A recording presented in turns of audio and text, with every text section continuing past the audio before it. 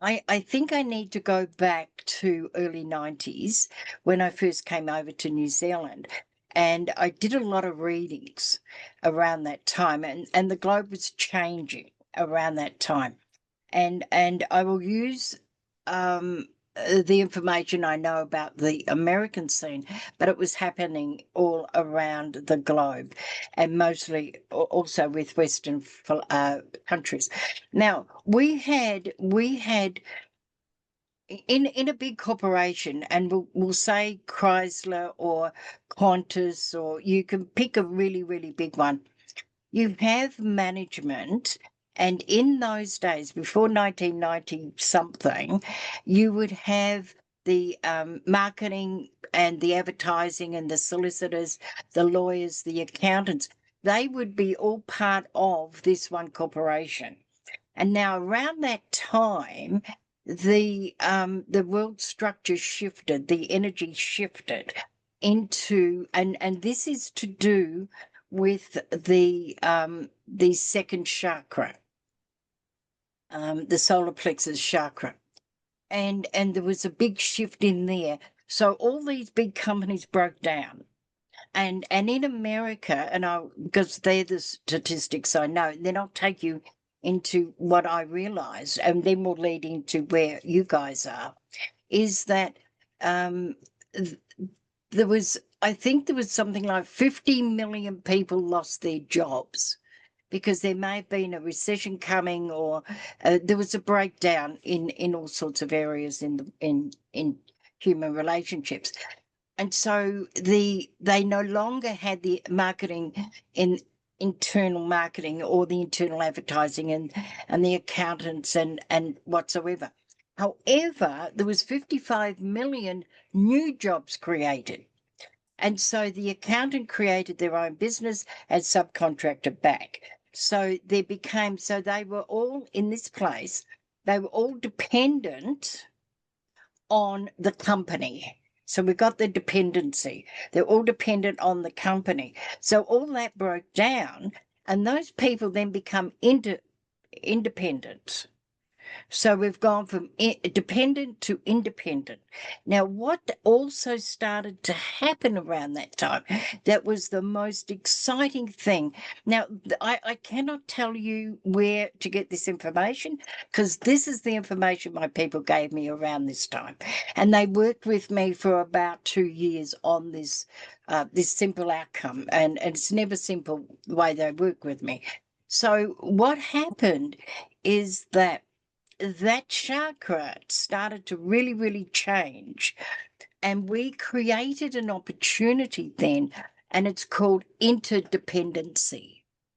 So if you have a look at the round table in business, you've got the head of the marketing, or you've got the accountant, or you've got whoever. They bring all these extra people in, and they are independent in their own portfolio, in their own job description, and each one has their own role. And so if you like it, you've got the manager from the warehouse, and you've got this they're all independent in their own right. However, they come together to work as one in a holistic way. So the accountant, or the person that let's say the typing pool works with the secretary. The manager works with the person who packs goods, and they all work together, but they're independent in their own role, and they work here. And that is called interdependency. So if you're going to have a business running successfully and congruently, you must work interdependent.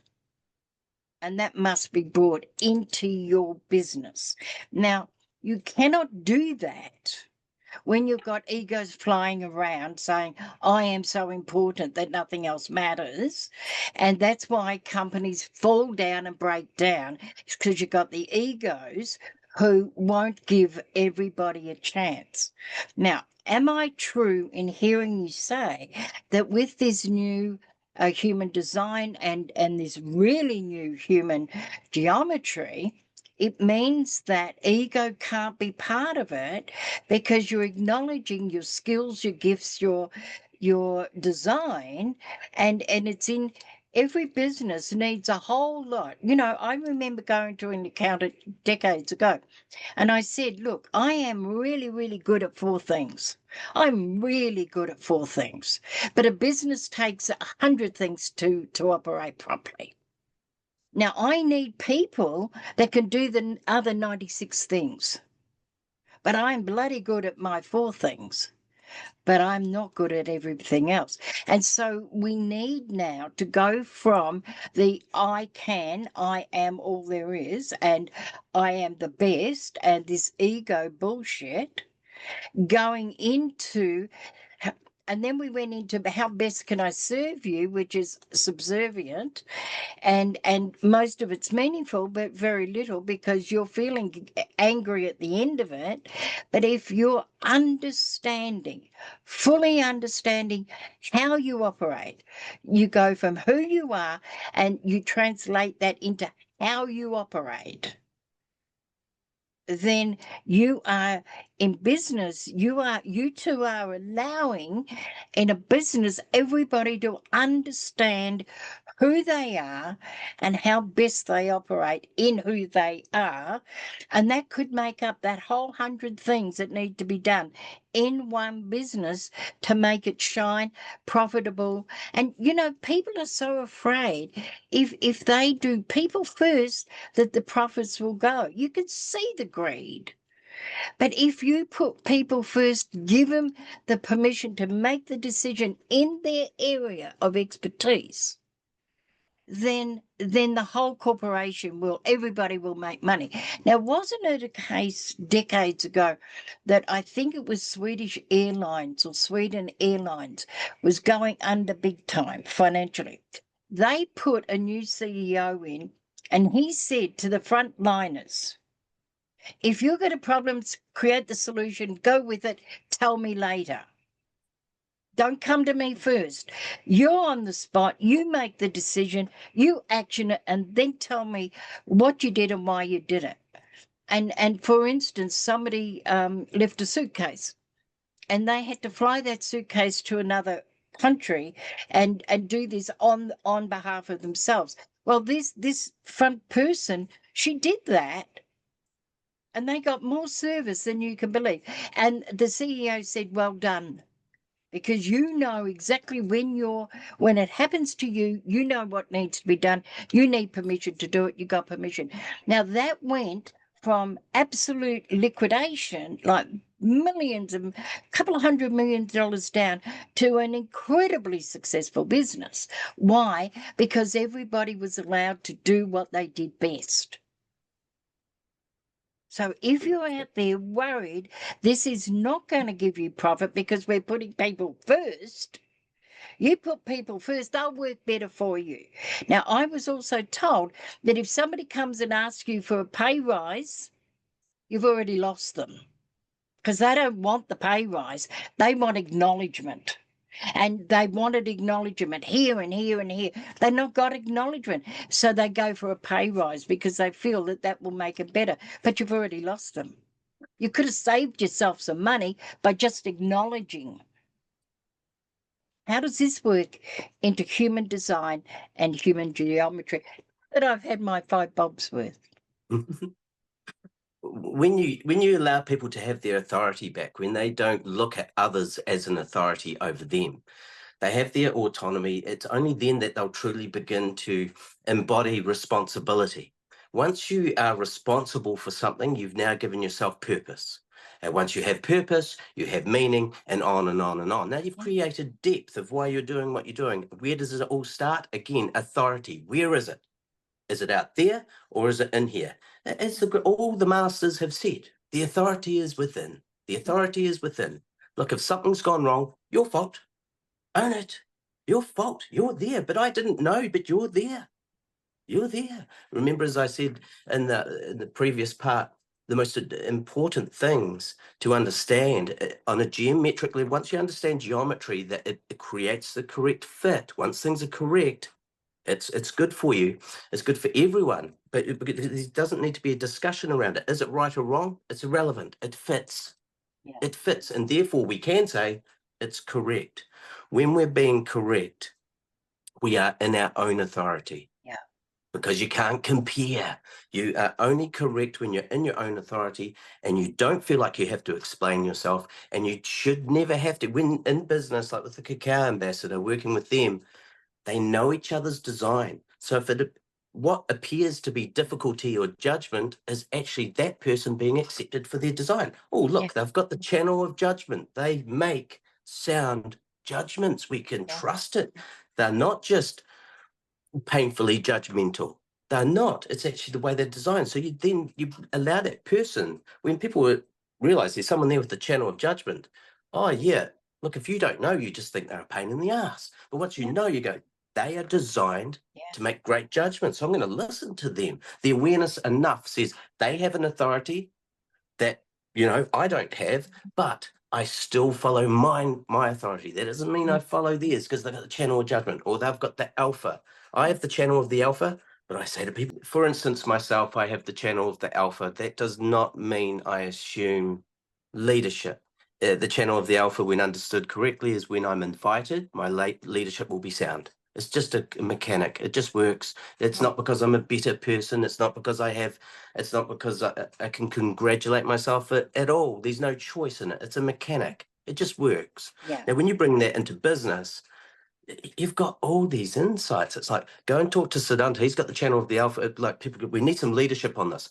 Go and invite Saddhanta to see if his spleen will agree to that. Yeah. And so no one gets... And I think in business, we tend to have to go and explain our actions instead of stating our actions.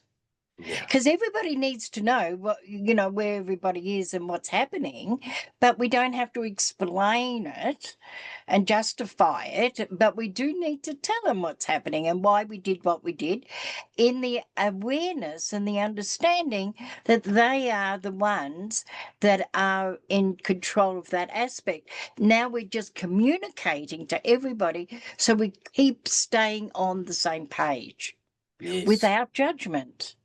Yes, and knowing when to communicate, and the time, again, time and place is everything.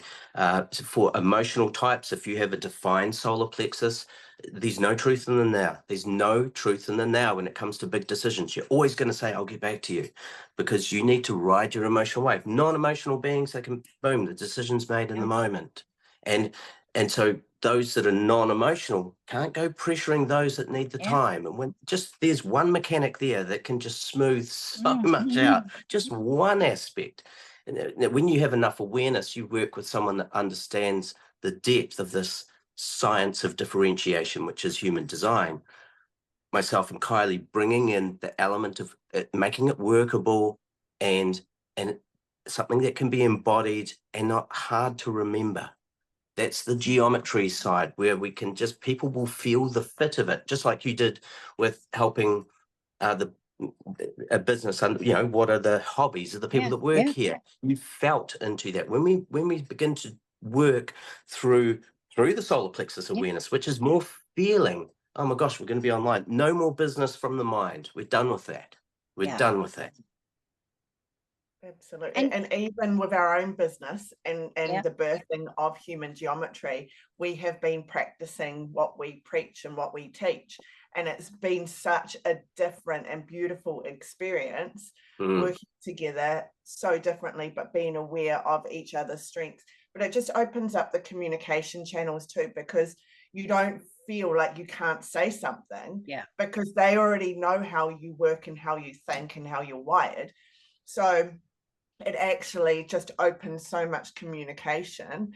And even just when we were building our website, I had pretty much built it, and then something, I just felt it wasn't right. I completely scrapped it and started again within 2 days of launch. And it was, and It was I was like, perfect. oh my gosh, I felt awful. I was like, oh no, something doesn't feel right. And I said to Saddhanta, and he's like, no, but that's you, how you're wired. You're here Yeah. for trial and error. If it doesn't work, Yeah. I fully back you. And I'm like, oh, I felt heard. And it was Yeah. just like, absolutely, it's the difference when you're working, even if it isn't big corporations, even if it's just a partnership like ours, Yeah. the difference in understanding this is absolutely huge.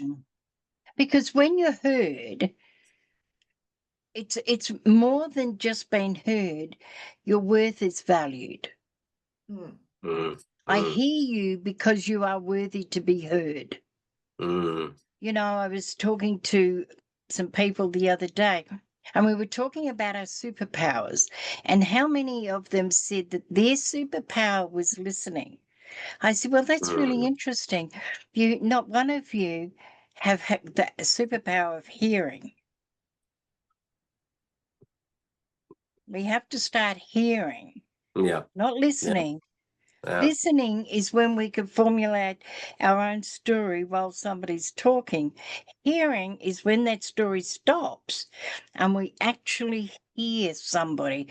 We hear the pain, we hear the anguish, we hear the positivity, we hear the forwardness. Whatever they're saying, we hear it.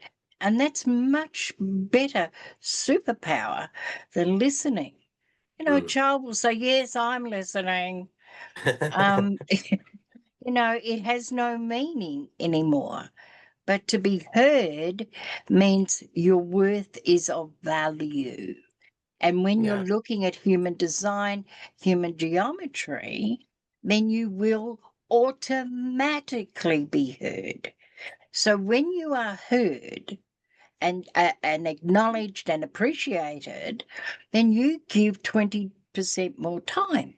You give 100% more of yourself every time because the one thing our body always craves, and I don't care what anybody says, our body craves appreciation. Oh, yeah. Absolutely. Right? Yeah, the body is the authority of this life. This is what Yeah. we need to understand. And one of the pillars in human geometry for business is that the body is the boardroom. Yeah. The body is the boardroom. You get in there and you don't share. Like, yes, you'll use mind. Mind is great, but the thing is the body decides for the individual. The body decides for the Yeah. individual, and then you can put all the ideas out there. Everyone can use the mind. It can be shared around the table, but then the body gives you for the generators the or the That's it. Yeah. And if they get they don't have to explain themselves. They go, I've got to know here, guys. Okay, we'll look into that. We're not going to disagree with you. You've got to know. That's good to know, because this is when it really puts it back into you could think of Christianity, the body of Christ. What is it that actually has the authority? The body itself tells you. The body is the way. This body is made of this earth. I'll tell you now, my body said to me a wee while ago, I'm in control. I can't walk very far. I can walk about 10 steps and that's it. Because my knees go, we're not doing it today. Because, I'm waiting for 2 new knees. And you think your body's not in control. Yeah. It is in control. You can have the best minds, but if your body doesn't work. And years and years ago, I looked at this about the body. And it's mainly about appreciation it came from. And I got really, really ill, like really ill. And so I went in and I spoke to my body. And out of that, I then had to create this. And what I created first off is I said, Lord, if everything is in divine order, everything in this universe is in divine order, then so is this illness. It's now, if I'm not saying that the universe isn't chaotic, it is, but in its chaos, it's in divine order. So I feel I've got two options with my health. I can fight it. I can fight this illness, And you know what, Lord? Nobody ever won a war. Never. Or I could give in to it. Is there a third option? And my body said to me, every organ in your body is divinely designed to heal itself. Talk to your organ. Now, I had an enzyme in my liver, supposed to be between 0 and 40 serious. Mine turned out to be 198. And so I was in a bit of trouble. And so I said, every morning I said, liver, what can I do today for you that will make your job easier? What can I do today for you that will make your job easier? And instantly I got back, drink more water. Every morning I asked that question. I did everything that popped into my head to do. I went to the doctors 3 weeks later, had a blood test, and it went from 198 down to 89. So I was on the right track. Now, the other question I had to ask myself was, body, what can I do today that will make you feel good about you? And I'd like everybody to do this every morning. The first thing that pops into your head is what you do. It could be, I'm going to have an ice cream at lunchtime. Might be, I'm going to put on my favorite talc. Might be, I really love that red outfit. I'm wearing that today, no matter. For me, it's my scarves. But every morning I say, body, what can I do today that will make you feel better about you? Because I'm giving to my body first off before I spend my whole day giving to other people. My body goes, whew, I'm recognized. I'm acknowledged. Yeah. Except for my knees, my body works very well. The body this is what you're saying, is be acknowledged. Yes. In business, acknowledge people. Yep. And understand you see, the body has in it what's called in human design the magnetic monopole. It keeps us on the path of our trajectory. We have a specific trajectory. Everyone has a golden path. Only you can walk it, and it's only wide enough for you to walk. No one else can join you. It's your golden path, and it weaves along in a very specific way. The only way you can walk it and remain on it is you have to trust every step of the way. Every step of the way, because it turns and it twists and it moves, and you don't get to change that. And that's why I talk about this choice. You only have one choice, really one choice. I was saying the other day, you can either do this as yourself or you can do it as the not self. You don't get a choice about what's happening. I mean, you don't. You get to do it either as yourself or as the not self. When you do it as yourself, you're doing it with awareness, you're doing it with presence, and you're doing it with acceptance. And I always say, first comes the awareness, then comes the acceptance. And if you can line those two up, then you get alignment. Only first, awareness, acceptance, alignment. And that's how it works. And that is the geometry of human geometry that we're working with people all the time. I noticed with the Cacao Ambassador, upon my 6th reading with them, getting the key leaders in, we're in aura, we're having the human element, we're open. I just expose everyone. I've got their design. I exposed a lot of them. There's nothing, it's not like a bad thing, but this is how they work, this is how they work. But I found on that 6th visit, I thought I'd check. Now, what's your strategy and authority again? They're like, and I'm like, well, that's fundamental. Right, back to the start. Strategy and authority. Are you listening to your or are you waiting for the invitation? And just going back to this, you always have to keep bringing people back to the simplicity, because they go off and they get complex again. And it's like, back to the simplicity. Come on, back here. Oh, but it needs to be complex. No, it doesn't. You know, the same thing we homogenize our children with. We can't always do whatever you want. I'm sorry, children are not listening to us anymore. They've said, that's rubbish. I'm sorry, I'm not doing that trip. And good on them. I'm glad they're digging their toes in and saying, we're not listening to you. We're not listening to you. You guys have done it completely. Not wrong. You guys have done it the way you've been trained to do it. We need to do it the way we feel is correct. Once we bring that understanding. The children today, and I think I think it started around 1995, if I can remember, when 1111, I'm not talking about Anzac here, I'm talking about the fourth dimensional reality entrance, was the 1111, that cohesive energy of shift. When that started, everything become different. And we've got the crystalline children. We've got all these different types of children that, and if you have a look, I know this is going off subject a little bit, but if you have a look at numerology, let me see if I can, and I'll use mine as an example. I'm the 8th of April, 1953.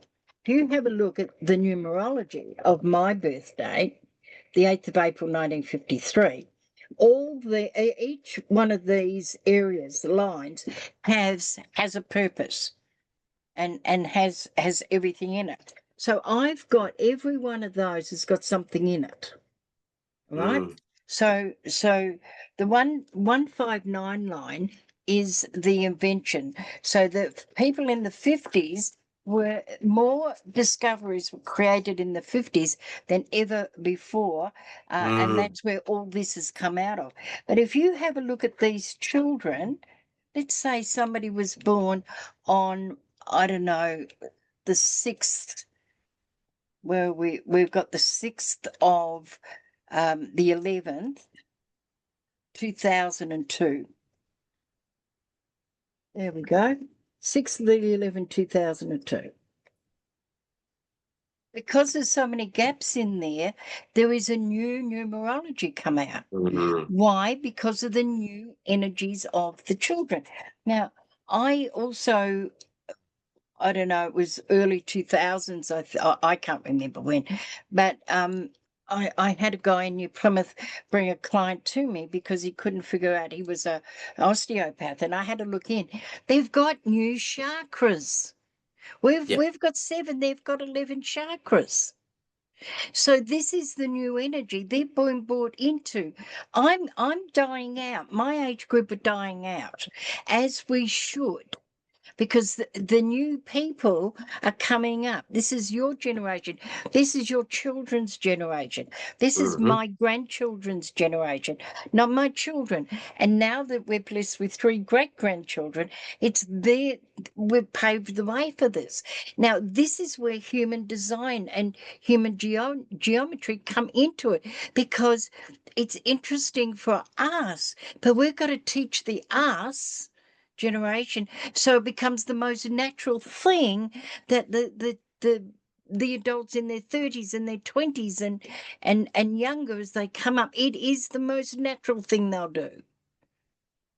100%. It's for us to learn, but then for natural. Coming back to that whole thing of the children, that we were raised to follow an authority, follow the teacher, follow the government, follow your parents. This, as you say, this is the energy now with these young children is individuality. But they need to own their individuality first to go into what you were talking about, interdependency. You can't be interdependent unless you fully know what you are. And then you go into connections, you understand who you are within that. That is interdependence, back to what you were talking about. And these children will be interdependent because the background frequency demands it. The background frequency is no longer the crosser planning, which we've been under for 400 years. It is gone after 2027 February, and we have the cross of the sleeping phoenix, which is deeply individual, and we must synthesize as individuals, which is talking again back to what you said. Interdependence is the only way we're going to synthesize in the future. Do you know, many years ago, we were living in Queensland and my son was in Melbourne, and it was his 21st coming up. And I was saying to my daughter, sister-in-law at the time, you know, I was speaking to Hals, and you know, I thought that Saturday afternoon we could go to McDonald's because my youngest son is the hamburger king, and they go, we're not going to do that. And I came up with 4 or 5 suggestions, and the answer was no. And my sister-in-law said how awful my kids were, how disrespectful they were being, how rude they were, that they weren't doing what we wanted, seeing we were driving thousands of kilometres to go down and be with them. And I said to her, that's one way of looking at it. But you know what? Since they were 3 years old, I've been teaching them to be independent. And if I've done my job well enough, it just will come back and bite me on the bum occasionally. And that's all it did, was bite me on the bum, because I taught them how to think, how to negotiate, how to say no and be okay with that. And whenever you do that, it will bite you on the bum occasionally. You don't have to like it, but at least you can appreciate it. And I I think love this is where we're coming now, is we have to hand over, as I've said before, I'm 72 now, and it's been a struggle just embracing chat, let alone anything else. But I had a look. I have to have a look at AI in for my podcast for the shorts, because I would like to take them back to do them myself, to save my producer. AI is not scary. It's just different. It's just different. And we've got to use different words now so that we can acclimatize to the newness of the direction. I can fight AI all I like. It's not going to alter AI. I can fight it, or I can flow with it, understanding it's different to anything that I've thought of. And I want to give that to the older people out there, that it's not scary, it's different. But isn't our whole energies different? Human design and human geometry could not have been discovered 20 years ago. Okay, I did it 20 years ago, but it was under the label of something else. And now it's more cohesive. I didn't have a label for it. I just did it because I thought everybody did it. I thought that's the way everybody does things. That's the way I work. But now we've got it more cohesive. We've got people like you two that is at the beginning of this phoenix flying. And it's interesting, my business name is Phoenix Global Marketing. So that intrigued me very much. But this is where we're heading. And you two are at the very beginning. I really hope. And do you know what I also love is it's completely, in my opinion only, it's completely wrapped up in the spiritual essence. It's not from the third dimensional reality essence. Got to be God. You know, got to fight for everything. You don't have to fight for a thing. You know, they say if you hit your head up, head on the wall often enough, because you think you're going, you know, I keep hitting my head up against the brick wall. Well, all you're going to get is a headache. Just move one foot to the side and there's a handle, open it and walk in. It's a different attitude. It's a different mindset. Because if you keep hitting your head up against a brick wall, darling heart, headache is all you're going to get. Yeah. And it's so interesting. If you look at the world, if we look at it collectively in human design, nearly 70% of the population do not have a defined ego, do not have a defined heart center. This is about willpower. It's about keeping promises. That's all the ego can, you know, a defined ego in human design is I have a defined ego. If I say I'm going to do something, it will be done. It will be done because it's defined there for me. It's very consistent for me to do it, and I will. If I say I'm going to, I will. 70% of the population don't have a defined ego. So what the not self does here, you can either live as yourself or the not self, but the not self really takes advantage of that and causes the person to feel undervalued and unworthy. And so what they end up doing is trying to prove their value and worth, and they'll take that really crappy pay rise. They will accept the job and accept what they're told to do because they're trying to prove that they're valuable and they're worthy. And oh my gosh, you know, it's just a bad mechanic. The geometry is wrong. When I see someone that has an undefined heart, like I said, this is 70% of the population, I say to them, this needs to be your mantra. You have everything to share and nothing to prove. You have everything to share and nothing to prove. You must bank that in your subconscious. You need to batter that into yourself. Like seriously, otherwise, just that one little center in that body graph, oh, it creates so much trouble. You know, people not feeling valuable and not feeling worthy is the scourge of the planet. Now, the children, as we come back to the kids, that's why at the moment we're really campaigning what we call Raising by Design. It's a quick recording, 20 minutes and like 5 pages of report, trying to make it real simple for parents to know how to raise their child. No more guesswork. We can't guess and assume, as they say, assumption, excuse my language, is the mother of all fuck ups. Absolutely. And so we've got to stop assuming we're raising our children the right way. We're sending these reports and pre-recordings with all the imagery and that. So parents, I've had one parent say, I just listened to that and I was laughing and I was crying and thank you so much. Now, if you get both kinds of tears, you got the binary, there we go. If you're laughing and you're crying, excellent, we got it. We got it. Because you're really feeling into the truth of your child. We cannot keep raising the children the way we're raising them. And that's why myself and Kylie sees no difference between helping business and helping family, because one is chosen, the other is not. They're still family. That's it. And a sideline to this for my language is that people say to me, what is my purpose? And it's really easy. I mean, but people don't want to hear what I have to say because it doesn't fit in with their dogma complication. I say to them, everything you do and everything you say, that's your purpose. Yep. Right? 100%. Absolutely your purpose. And so it's when we understand the simplicity of everything, and I will say to everybody, the sun is starting to come through. You're going to get a little bit of a different vision of me in about 2 or 3 minutes. It won't last long. It's the angelic part of me coming out. And our children, when we understand our children, then we understand how best to bring the best out of them. Oh, yeah. Because there is, and I'm going to say in a generalization, and this might only be 0.00001% that are bad children. But they're misunderstood children because they don't understand the adult ways.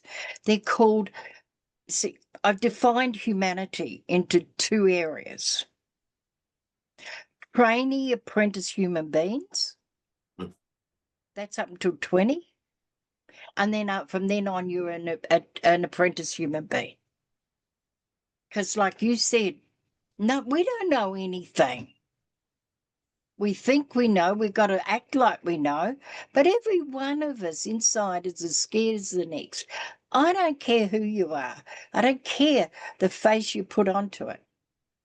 In the wee small hours of the dark of the night at 3 a.m., we all cry the same way.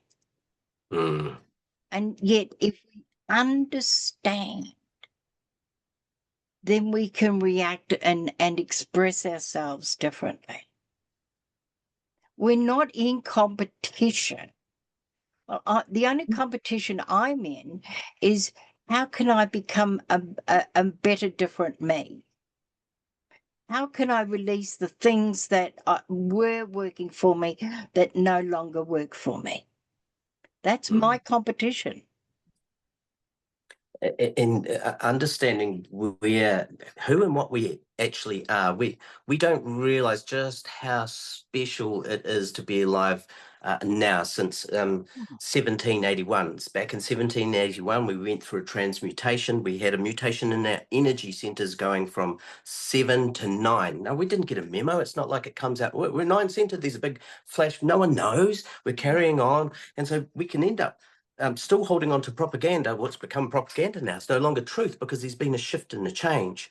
Now, we've never been, in the thousands and thousands of years that humanity has been around, we've never been this differentiated, never been this unique, and so, you know, like fractals and facets of a diamond, we are all so different. We've never been this different. You only need to go back previous to 1781, and we were kind of, you know, homogenization worked because the authority was outside of us, was always meant to be. But once we became nine-centered, then it was the authority is in ourselves. Because we're so differentiated, how can we all follow the same stream of thought and belief and all that? We can't.